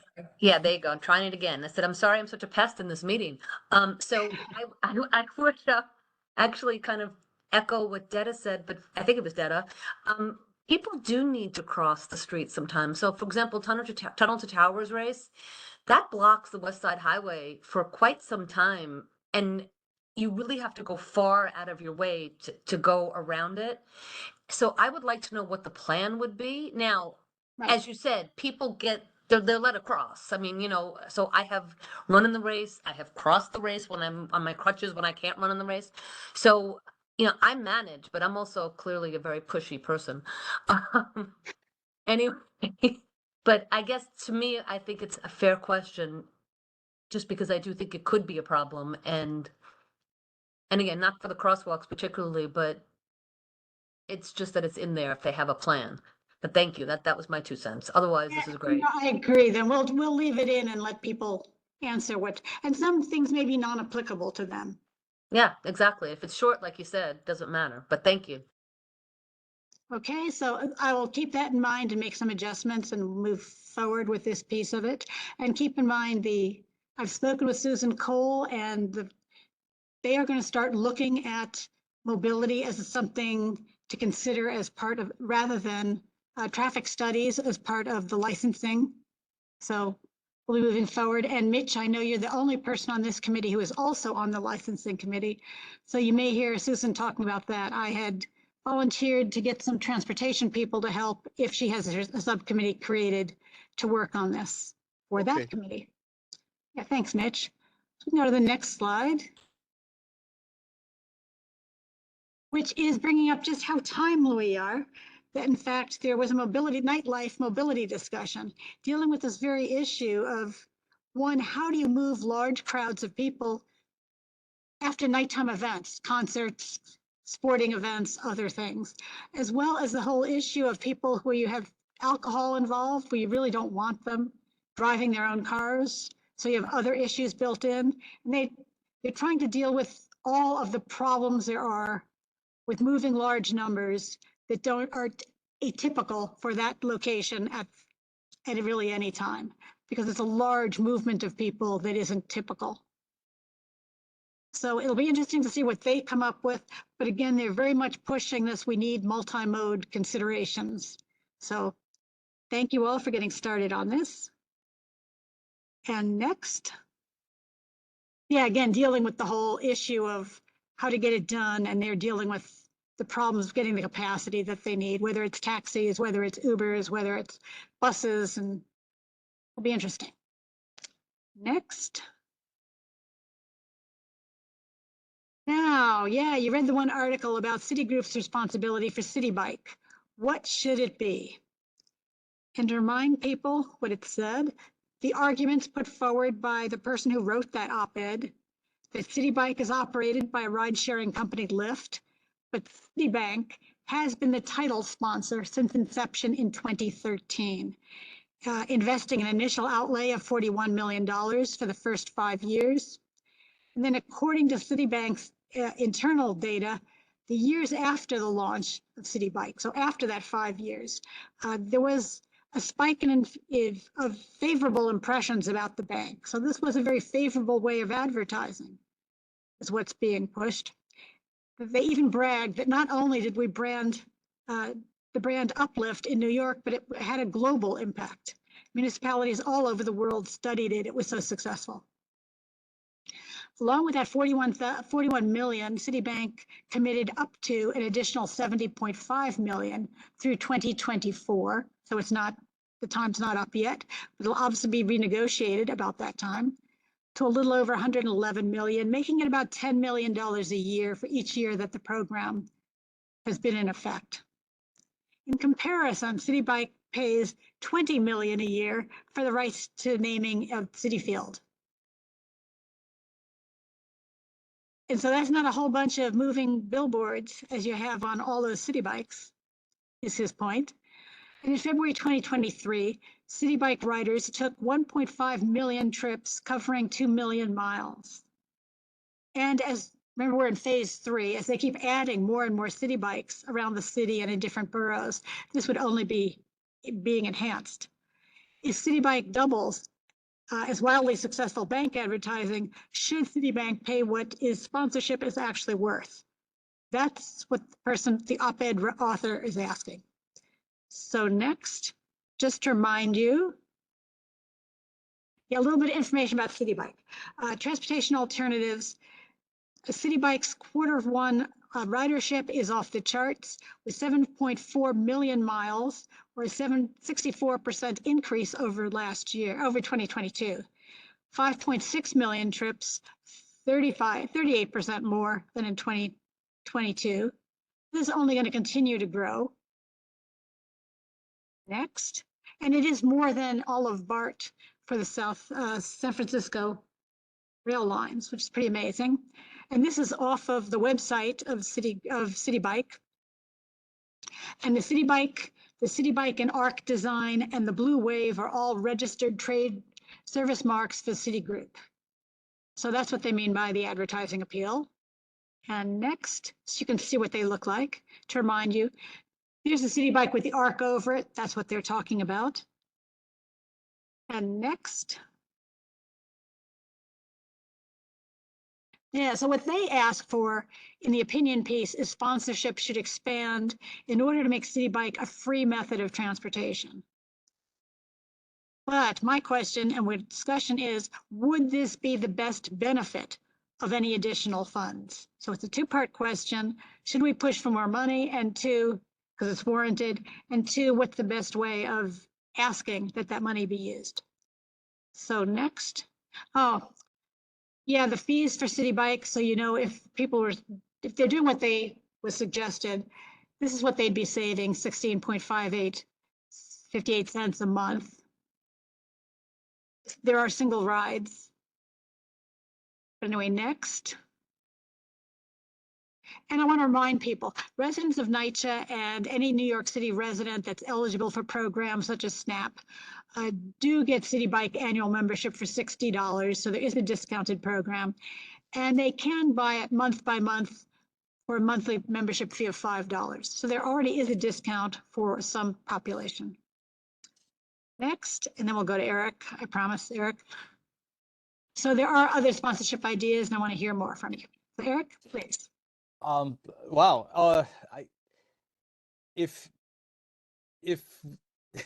I didn't know that's where it was going, where it would be contemplated to make City Bike free. If we want City Bike to pay more, then maybe the fees that we're charging Lyft are too low for using city property for accessing the streets and using it for parking. Yeah, I think this is between Lyft and City Bike. Then I don't know why they would ask that. I mean, do I think it should be free? I don't think it should be free. I think people maybe they should get their own bicycles. I mean, and I think the cost, it's a little pricey. I mean, but I think it's reasonable just for I've used it recently.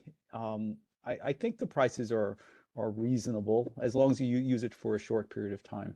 But the licensing or the to use their, to advertise their logo, that's between Lyft and City Bike. So I don't know why that would come up. Because the amounts of money being paid for the sponsorship go to the DOT. It's that contract. Lyft has another contract, and they are responsible for the stations and the bikes and the maintenance of them. But for people who've been watching the news recently, Lyft is having financial issues, and so there is some concern with that, the build out as well as the maintenance of the bicycles there. So yeah, you can't get into the weeds on this one, and we would certainly need to have a speaker to get more information from DOT. And I mean, sorry, go ahead, Betty. Yeah, no, please. I do think there is a revenue loss from having all of the total parking spaces that they take from metered spaces. The city New York City Department of Transportation does lose revenue from that. So without getting into the weeds, yeah, of course, I would love to have Citibank pay more to have their logo branded all over the city. Okay, and I will add your comment about having whoever it is, in this case, since they're going after Citigroup, paying for it's like a rental fee or something for the station placement. Yes, thank you. Yeah, Cody? I would just say, just knowing a little bit about the history of how people, when Citibank originally sponsored, bought the naming rights, people were already calling out and saying, this is the most, this is the biggest bargain for advertising that, a large corporation could ever have. I mean, it's amazing. It's become part of New York's vernacular. People refer to take a city bike and not a bike share. But I would suggest that, yes, they pay more and that it be used to expand the program to more, because I mean, even, it's wildly popular now. And oftentimes, by that, I mean, also hire more folks to, like at rush hour when you bring your city bike in the morning and the corrals are all full, that should be like, DOT should be on top of that. And if it takes more funding to make that happen and make it a more seamless process as far as taking a city bike and returning one, and expanding it into neighborhoods that are underserved by city bike, by the program, then absolutely, I mean, because Citibank is getting such a bargain with this program. Okay, I agree. I think to move forward with asking for more funds or anything else, who would be a good group to have speak at a future meeting? Because as you can see, it was easy to put together a list of things that could be done. And I kind of agree with Eric. I would not make it free. There are many people who can easily afford the service. It also needs to have something going to, that money is really going to Lyft, which at this point, they're the ones supplying all the equipment and docks and fixing everything. I don't know if they wouldn't collapse if you make them bear the burden of making it free. It would be off of them. It wouldn't be off of Citigroup. Has problems, but providing funds to pay for the wear and tear on the need and the expansion, kind of helping out, adding and expanding new options. And if you go to the next slide, this is kind of interesting. This is an array of bicycles that this group is currently renting. It's a new company. Again, tourism is really taking off in New York, much faster clip. So you have everything from your hybrids to your comfort hybrid for women, which is kind of interesting. The kids' bikes. Keep in mind, City Bike, you have to be 18 years or older.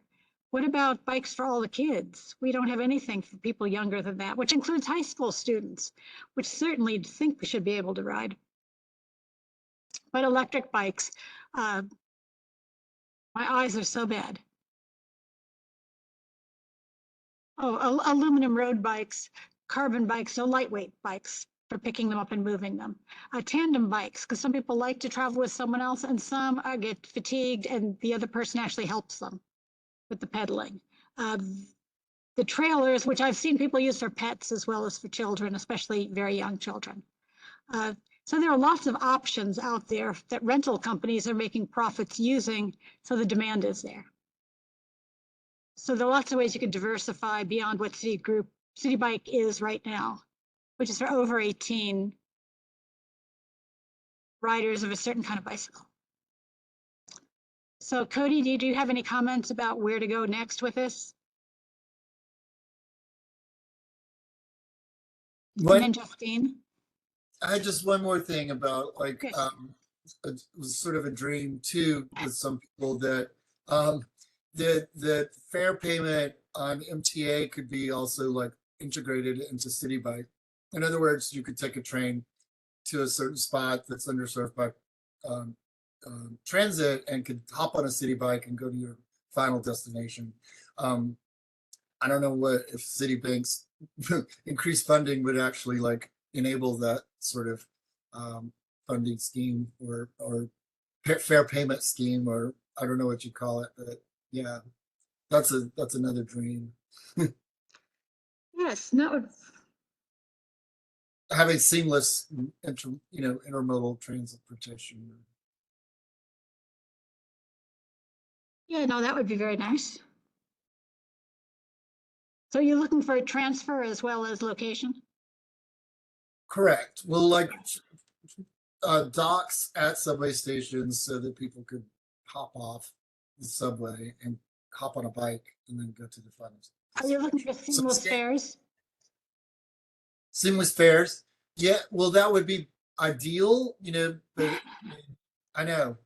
But with technology, I mean, anything's possible as far as like, the way you check out a city bike with your phone, perhaps Omni, some extra fare payment, so that it works that way.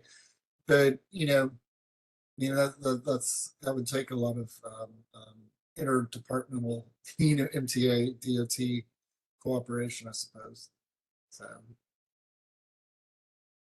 No, but I think that's where they're potentially going. So I do think that's the ultimate goal, though, that you're talking about. I mean, it's that way in France, right? In Paris, with the and Eve or whatever it's called. Yeah. Great. And Justine, if you The Metro. If you could unmute.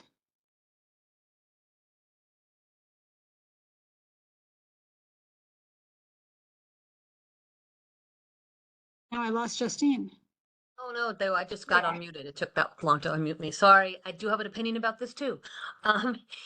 So I wanted to share something with you guys because I think this is a great idea. I don't know about the for free, but the idea of the expansion. So there, and Betty, I got to talk to you and Jess about a conversation I had today with other people in the same group, but it's the St. George's Civic Association. And I know that they have been, because I get all their emails, they've been trying to get City Bike expanded into Staten Island on a greater level, and they've had a lot of problems because of funding. And it's interesting to have this, that's what sparked in my head when I was talking with you. And so as you're talking about other groups with different ideas, and perhaps allies, assuming that this is something you want to push for, I think you've got a ready-made group right there, and I can put you in touch with them. We could talk after this, but that was what I was thinking, because I love the idea of the expansion. I think it was Cody that said it, having the city group put in more money to have the people at different stations come in and at least let you dock your bike and not get charged, because that is so frustrating when you're trying to get to work or you're trying to pick up your kid or whatever it is you're trying to do, and then you have to go to place to place to place to try to find some place to put your bike, and then they charge you and charge you and charge you. So I don't know about being free. It would be nice if they'd cap it at I think they're now over, from your slides, it's over $200 a year as the service, just to buy a whole annual service. It'd be nice to cap it around there for people and then have the breaks for other people. But I think that there are other groups within, and I said I could put you in touch with them. There are other entities that would be really excited to have the support to push for Citigroup and to get funding in there, because to build this out makes stations more, City Bike more accessible in terms of parking your bike and getting one. So they just redistribute the bikes more readily. Thanks a lot. Yes, no, I think there seems to be a growing consensus that making it free is not particularly what anyone thinks is the best route to go. It's doing other things. That makes sense. That would improve the service, whether it's diversifying to have different types of bikes, increasing the geographic area, so we don't have to ask the city to subsidize it. We can use Citigroup to do that instead. Yeah, I think it's a great idea. Thank you. Yeah. Thanks. So we'll look at that and see what kind of speakers we can have in the future that might help. We'll have Marianne. I will have you speak first, but work towards a resolution, but certainly not tonight. Marianne?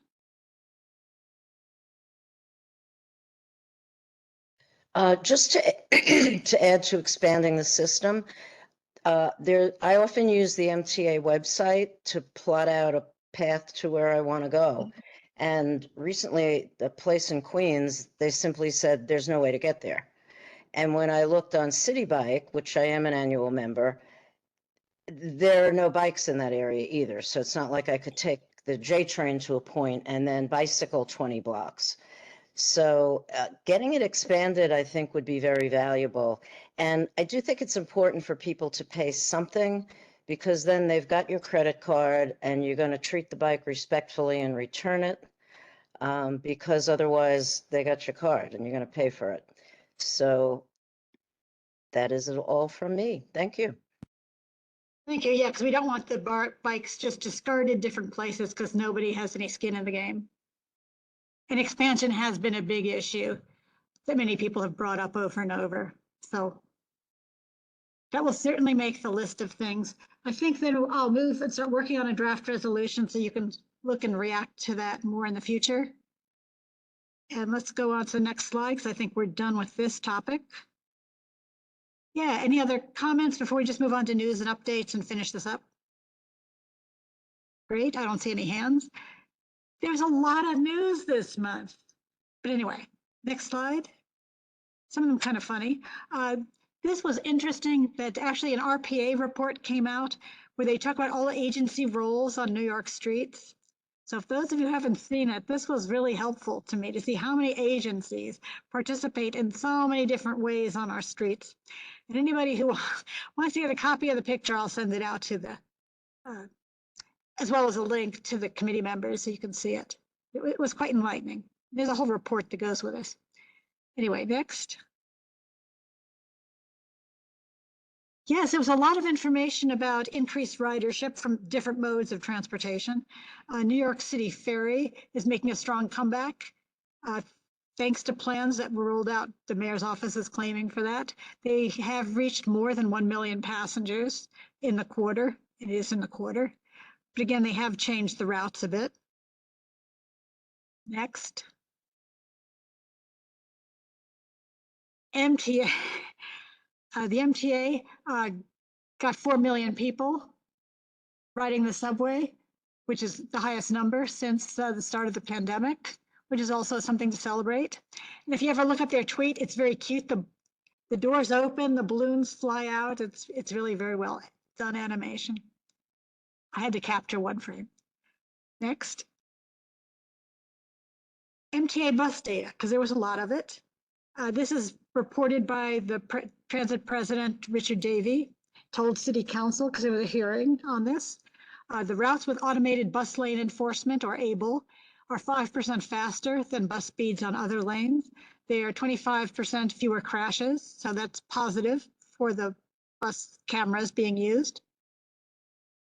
And it's based on 4 years of bus-mounted cameras, for those who want to know where it came from. Next.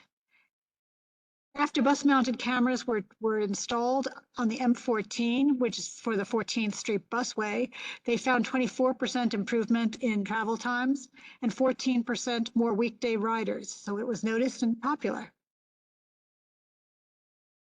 So again, you were going to see more. There is some expansion of the use of bus lanes, bus cameras coming up. So I'll leave it at that. But this was viewed as successful. The machines are going to start coming. This is the first one that was just a display one. And as you can see, April 24th, this was just installed at the headquarters. So they're not rolled out yet, but they're coming. This is what they'll look like. Next, the governor announced the $1.1 billion for the MTA and the 2024 budget agreement, which again, I understand they're voting on now or into the evening. So this is all not knowing the final vote. Keep that in mind. I'm aware of that. And to get a little more information about what's in that, if it passes, which it should after all this time. Next slide. Yeah, one of the things that's in there, picture days coming for double parkers and bus lane and bike lane blockers. The MTA's hugely successful automated bus lane enforcement camera system, which currently only goes after drivers who drive or park in bus lanes, is going to expand to include drivers who park in bus stops, truck loading zones, bike lanes, intersections, and crosswalks. And this is going to be in the budget legislation. And for those, what happens, drivers who are caught by these bus-mounted cameras committing those infractions in the budget will be hit with a $50 ticket for their first offense, which is what it is now, and then escalate. $50 fines will go up to $250 for each offense within a 12-month period. So it's a continuous escalation during that 12-month period. Hoping people will change after the first time they get caught. Next. Yeah, the legislation comes after the MTA also announced plans to expand the number of buses with these onboard cameras. It's going to go up from 450 to 1,000 by the end of the year. The Assembly members, Zahan Hamdani, anyway, from Astoria, Queens, actually was the main cheerleader, evidently, for this being in the budget. And it was in the Assembly budget that originally had it. The expanded camera program fits right in with the other priorities that are there.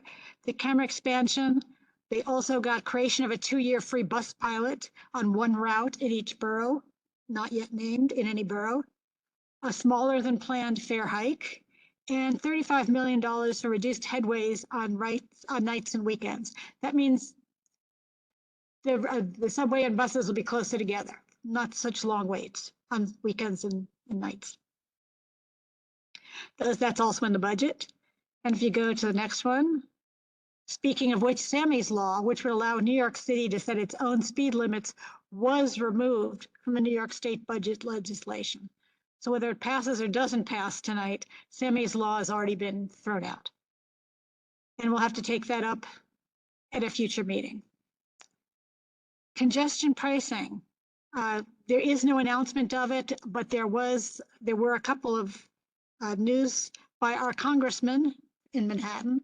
They simply want to get the federal government out of it and say, just move on and let New York City and New York State deal with what they're going to do or not do with congestion pricing, get the feds out of it. So we'll see, but that's what our electeds in Congress are saying. Next. New York City Healthy came out with some activated maps showing the various pollution around the city, which is kind of interesting if you look at where it's worst, not a big surprise. The congestion, the tolling district is among the worst. So yes, we live in a pretty polluted area when it comes to, this is the particulate matter 2.5, but if you go to it, they break it down to different forms. Pollution, so if you go to next. So at least finally they're getting involved in this. The Port Authority, 4 bridges and 2 tunnels, have had the highest traffic volumes during the first quarter since 2008. So although we don't have pre-pandemic levels on things like the PATH train, they are getting traffic is back. So on tunnels and bridges, their count's up. That still makes too little money for PATH to go for the extension. Nevertheless, they're recovering some. And as we know from the congestion, it's vehicles and buses, it's not mass transit on things like the PATH line. They're still suffering from revenues.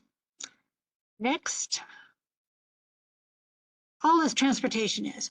New York City DOT is announcing additional expansion of cycling infrastructure. They're going to launch a public awareness campaign for safe operation of e-bikes. This campaign will focus on educating New Yorkers about how to properly accelerate, brake, and operate e-bikes. So for those who've been asking for more education as well as enforcement, the DOT is on it and announced this on April 24th. So we'll wait to hear what happens with that. Hopefully we see some results. Next.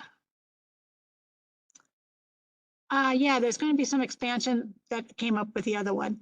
They are going to enhance some of the bike infrastructure, but I've looked at this and only one of them is in Manhattan and it is nowhere near, it's nothing south of Central Park, so nothing in our district. So I can let you know that now. Next. And as I mentioned, since we're seeing more tour operators coming out there, we're also seeing more bike tours and mobility scooters, the stand-up scooters, which is kind of interesting, which means there are going to be more of them out on the street. There are more options also for renting these things. And it means tourism really is coming back. And these are based in Central Park, but you're going to see some other deals where they're also advertising the Brooklyn Bridge. So the tours are going around a broader area. So there are things like bike tours and scooter tours that are out there being offered. Next, although I haven't seen any tours specifically for Lower Manhattan. For the comments being made, it was kind of interesting. I looked at TripAdvisor, and they were very positive and promoting these tours. And you can see when you look at them, the people took this, after they went, they also went up to Harlem and up into the Bronx. So their people are not limiting themselves to just those tours in Central Park. We're going to see them scattering around the city. And as I said, there are a whole bunch of different options for micromobility. They're looking at bikes, they're looking at e-bikes, they're looking at stand-up scooters, they're looking at e-bikes. So we're going to see a whole lot of different things out there. Keep that in mind when we're talking about bike infrastructure. Next, because these are tourists.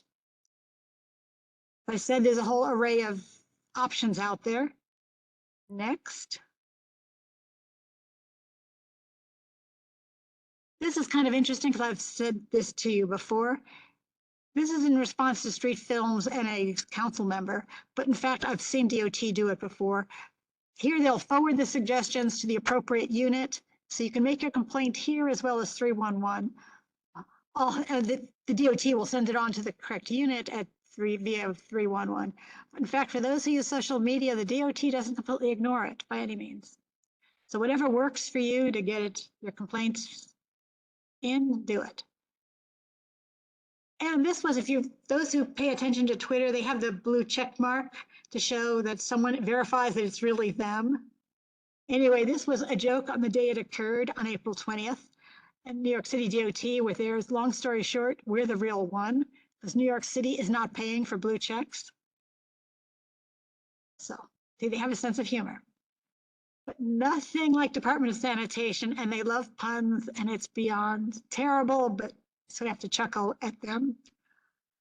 But these are some old photos, and they said, think about cleaning work is new. To be blunt, we'd like to tell you a thing or two. They're cleaning up their marijuana fields.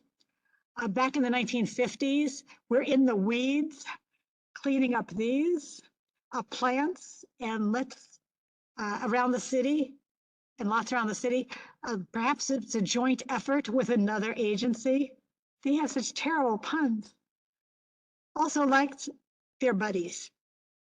Terrible. About booting that went on Worth Street. I don't know if there's been much follow-up since then, but at least there's a move. Next. As far as helicopters, we'll go on with this. Different means of transportation. Evidently, there's a postponement. There was a bid out for people to have contracts for the various heliports. This has been postponed because of the city use. There was an ethics complaint against the company that was being looked at. So they're kind of starting the process all over again. This is a request to listen to the people.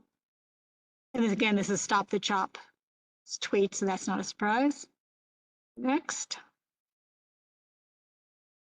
And a reminder that these electric vehicles that are kind of being pushed as air taxis, there is the bid to have it coming up from our downtown heliport going to Newark Airport. But in fact, American Airlines, this was United Airlines, is making contracts to do that.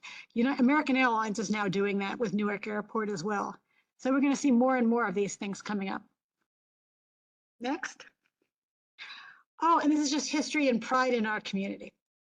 This is just from the 1640s and the old, the Dutch inhabitants of New Amsterdam, and the 12-foot wall that we now know as Wall Street that replaced it. But for those who've never seen a map of what Manhattan looked like at that time when it had a wall, this is it. And next, and I believe the last one, this is only because one, it's pretty. And two, it's actually a nonprofit that is based in Tribeca. And they are funding 3 different communities, 2 in Kenya and 1 in Rwanda. And this is the one in Rwanda. And they're building a eco lodge for tourists as part of creating jobs for the local people. And it was designed and worked with the people who will take over and manage the economy, the lodge, and handle the tourists by giving tours and selling products and doing other things. So if anyone ever wants to go to Rwanda, I know a group that has an eco lodge, and they're based off of our district. But anyway, I see no hands, so I want to thank you all for showing up. I will work on those 2 resolutions. You should see them at full board. I'll try to get them out to you in advance. So if you see any discrepancies with what you're expecting, you can take a look at them in advance and get back to me. And thank you. Good night, all. Good night. Good night. Everybody. Betty, thank you for all your work. Thanks, Betty. Thanks, Jess. Good night. Yeah. Thank you.